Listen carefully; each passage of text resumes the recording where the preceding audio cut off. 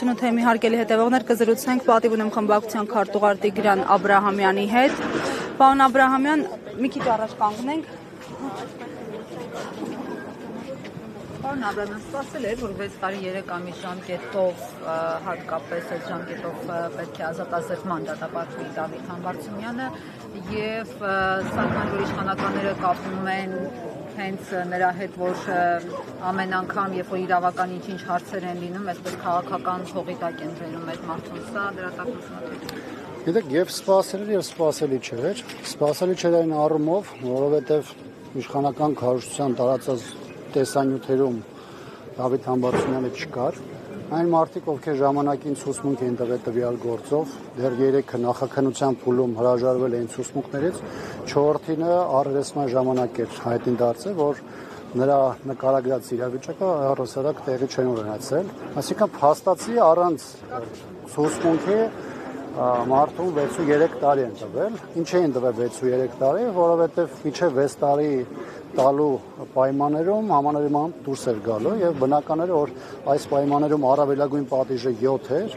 պրակտիկայում որևէ լուրջ փաստաբան չի հիշում նման դեպքերում նման դատավճիռ բայց տվեցին 6-3 տարի որպեսզի կարողանան նրան ազատությունից զրկել սպասելի էր այն առումով որովհետեւ այս իշխանությունը իր 7.5 տարվա իշխանության պայմաններում ցույց էր տվել իր իրական դեմքը այն այլանդակությունների շարքը, որոնք տեղի են ունեցել եւ տեղի ունեցել քաղաքական այլախոհների, դիմախոսների, հոգեվորականների դեմ, բնական է այս իշխանության պարագայում չէ կարելի ասել, որ սա ինչ-որ անսպասելի բան էր տեղի ունեցել, հատկապես որ իշխանությունը մեկնարկ է տվել իր ընտրաշավին եւ այս ճանապարհին ոչ միայն մի քանի ճակատով պայքարում է քաղաքական տարբեր միավորների հայ առաքելական եկեղեցու, այլ նաև այն համայնքի ղեկավարների դեմ, որոնք ունեն հեղինակություն, որոնք ժողովրդի կողմից այդ համայնքներում ընտրվել էին եւ ընտրական process-ներում կարող էին նրանց համար որևէ ձևով խոչընդոտներ առաջացնել։ Կոնկրետ Դավիթ Համբարձումյանը Հանրապետական կուսակցության խորհրդի անդամ էր, ցանկացած պարագայում տարբեր process-ում իր հրապարակային դիրքորոշումները արտահայտել էր, բավականին կոշտ արտահայտություններ արել էր գործող իշխանության եւ նրա ղեկավարի նկատմամբ Գիտեք, որ ընդդիմության նախաձեռնած վարչապետի անվստահության գործընթացում նա ընդդիմության թեկնածուն էր եւ բնականաբար այս պայմաններում միամտություն կներկայացել, որ իշխանությունը պարզապես որևէ քայլի չէր դիմի կամ իներտություն կդրսևորեր։ Իդեպ այդ իմպիչմենտի գործընթացը այս կալանավորման հետևանքով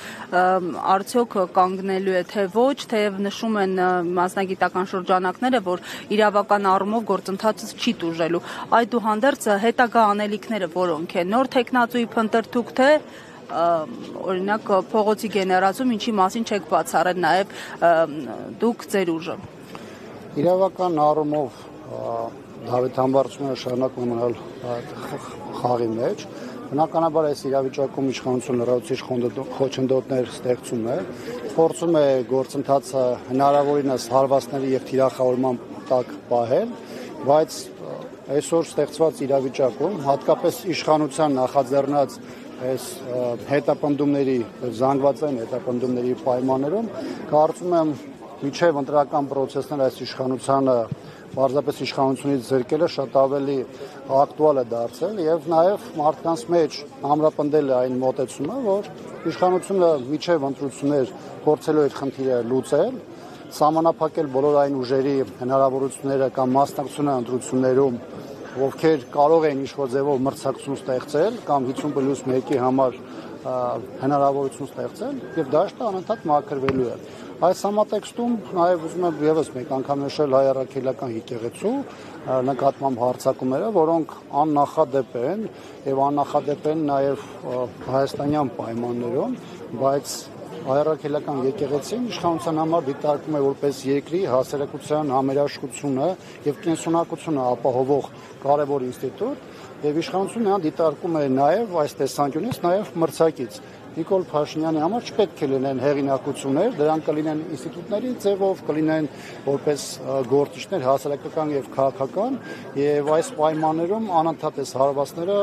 բոլոր ճակատներով իշխանության կողմից ակնհայտորեն շարունակվում է։ Պարոն Աբրահամյան, Դավիթ Համբարձումյանը հայտարարել էր, որ իր Հայաստան ժամանելով իշխանափոխության նոր փուլ է սկսելու։ Ձեր կուսակցական ընկերն է, ինչ փուլի մասին է խոսքը։ Տեղեկություններ, մանրամասներ կարող եք հայտնել։ Մենք կարող եմ ասել, որ որոշակի առումով նրա անազատության մեջ գտնվել է որոշակի իրողություններ պահում է եւ մեզ ստիպում է այև այդ իրադրությանը համարժեք աշխատելու։ Պարոն Հադրամյան, մեղադրում են պարոն Համբարձումյանին 2018 թվականին Հովտաշատ Հայանիստ գյուղերի խաչմերուկում հանրային կարգը խախտելու, զենք գործադրելու համար, դուք ինչպես եք այս մեղադրանքը մեկնաբանում։ Իշխանության տարածած տեսանյութերը չեն համապատասխանում իրականությանը, համայն դեպս Դավիթ Համբարձումյանի մասնակցության մասով։ Այդ առիթով նա մի քանի անգամ այս մասին նշել է։ Տեսանյութերը, որոնք ներկայացնում են Դավիթ Համբարձումյանը, այդ տեսանյութերում չկա։ Եվ երկրորդը, ես կարծում եմ, ինչպես մնացած գործիչների դեպքում է լինում կամ շատերի դեպքում է լինում, իշխանության հույսը մանիպուլյացիայի ծավալների վրա է եւ այն մոտեցման, որ հանրության մի ինչ-որ մաս գոնե դա կընդունի որպես փաստ կամ որպես ճշմարտություն։ Բայց փաստը այն է, որ այն մարդիկ, ովքեր ժամանակին ցուցմունք են տվել նրա այնտեղ ներկայության կամ այն գործողությունների, որոնք վերագրում են Դավիթ Համբարձումյանին, այդ մարդիկ պարզապես հրաժարվել են այդ ցուցմունքներից։ Շնորհակալություն։ Պարոն Հակոբյան, կմոտենաք խնդրեմ։ 168 թեմի հարգելի հետևողներ, կզրուցենք Մասիս համայն